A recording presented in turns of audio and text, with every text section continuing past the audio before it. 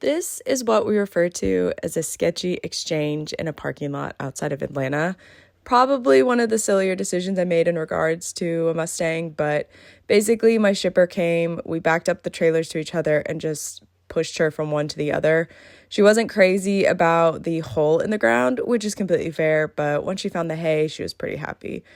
It worked out obviously pretty well. And then we took her the rest of the way. I think it was about 3 hours or so. This is us stopped at a gas station, and there she is, and I couldn't stop looking at her, and she was just so cute. Unfortunately, we did get back when it was dark, which I was pretty bummed about, but shipping has delays. There's a lot of moving parts. So my sister is actually holding the flashlight and the camera.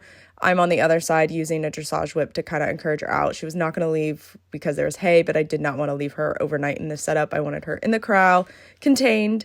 And as you can see, she immediately started eating grass, which if you remember from Correct and Collect's pictures of holding, that's all she's doing in all of these pictures, just eating grass, which fair, it's also a trailer ride. She was probably pretty hungry, a little stressed out.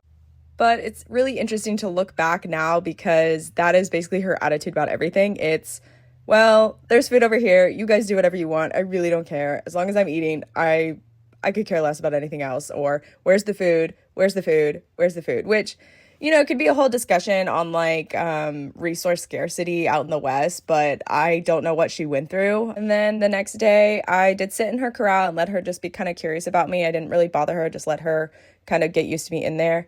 This is a clip later of that evening of the second day of her looking at my dog because he is going to be all over the place. So I did want to expose her to him a little bit early and everything. But yes, we have survived. We have made it to South Carolina, and I have to call my parents and tell them I did this. So it's going to be really exciting for the next few months. And I couldn't stop looking at her. I'd go out and just stare at her, which was probably really creepy.